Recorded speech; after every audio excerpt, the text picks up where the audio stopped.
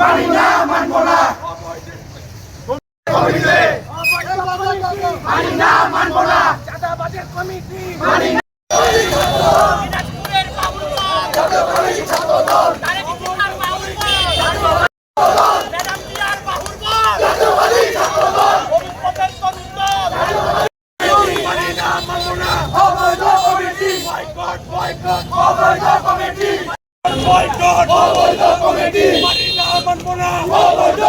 আজকে আমাদের এই তীব্র নিন্দা এবং প্রতিবাদের প্রধান কারণ হলো গত ফ্যাসিস্টের আমলে আমরা যারা ছাত্র দলের নির্যাতিত হয়েছি, গুম হয়েছি, মামলার শিকার হয়েছি, অনেকেই আহত হয়ে হসপিটালে ভর্তি ছিল, তাদের কেউ এই কমিটিতে আসেনি। এই কমিটি পকেট কমিটি দেওয়া হয়েছে। আপনাদের মাধ্যমে আমি বর্তমান প্রধানমন্ত্রী তারেক রহমান ভাইয়ের দৃষ্টি আকর্ষণ করে বলতে চাই, অবিলম্বে এই কমিটি এবং এই চাঁদাবাজ কমিটি আপনি বিলুপ্ত করে ত্যাগীদের মূল্যায়ন করে নতুন করে কমিটি দেন। এবং আপনি একটি কথা মনে রাখবেন, দিনাজপুরে আপনি বড় হয়েছেন এবং দিনাজপুর আপনার নানির বাড়ি। এটি আপনাকে খেয়াল রাখতে হবে যে 5ই আগস্টের পর কারা মাঠে ছিল, কারা ছিল না। আমরা যারা এখানে আছি অধিক ভাইরা জেল খেটেছে, মামলা খেটেছে, রাতের পর রাত বাইরে রাত কাটিয়েছে, কিন্তু তাদের নাম এই কমিটিতে আসা হয়নি।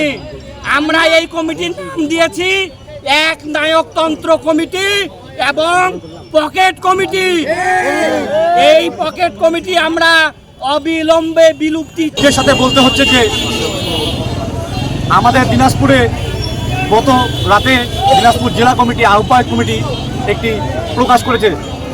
সেই কমিটিতে আমাদের বিগত সংগ্রামে আমাদের যারা এখানে ভাইরা আছে, এখানে পৌর কমিটি, জেলা কমিটি, যারা ত্যাগী নির্যাতিত, এখানে আমাদের পৌরের যে হচ্ছে ভারপ্রাপ্ত আহ্বায়ক শান্ত ভাই, আমাদের সদস্য সচিব পৌর সোহান ভাই এবং আমাদের সহযোদ্ধা লিসান মামা, রমি, হ্যাপি ভাই, রানা ভাই সহ দিনাজপুর আরও বাদবাকি পৌর এবং বিভিন্ন ইউনিটের নেতাকর্মী যারা 5ই আগস্টের আগে মামলা, হামলা, গুম, বাড়িতে না থাকা, দীর্ঘদিন মাসের পর মাস কোর্টের বাউন্ডারিতে সময় কাটানো কমিটি হবে, এটা অনেক আনন্দের বিষয়।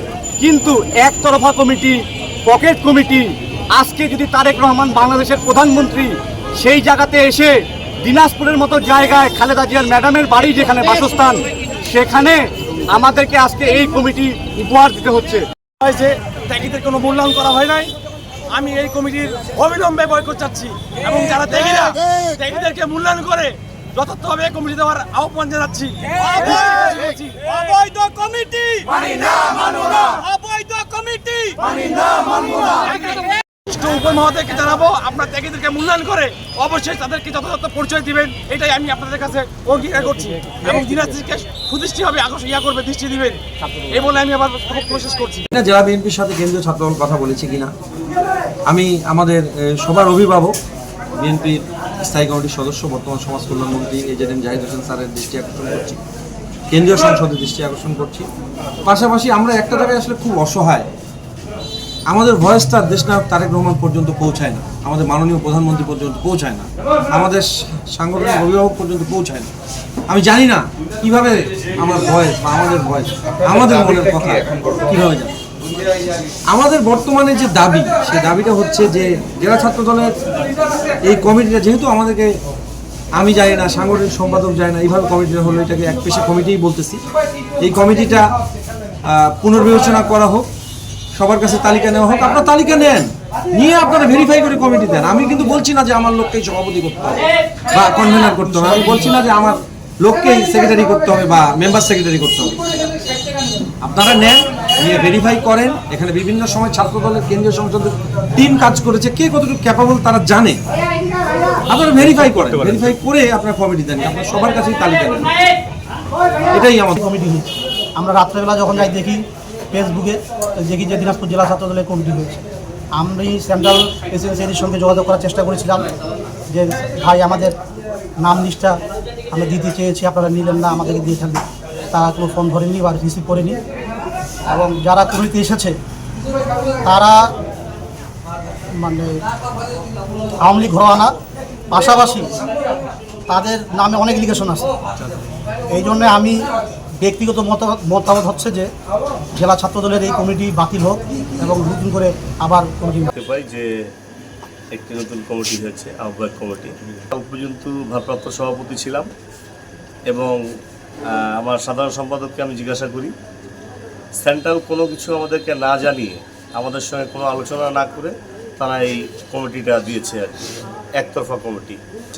এটা আসলে অত্যন্ত দুঃখজনক যে যারা বিগত দিনে এই স্বৈরাচারী হাসিনাকে পতন করার জন্য রাজপথে নেমেছিল, জেল জুলুম মামলা হামলা, বাড়িতে থাকতে পারে নাই, তাদেরকে এই কমিটিতে মূল্যায়ন করা হয়নি, একতরফা কমিটি হয়েছে।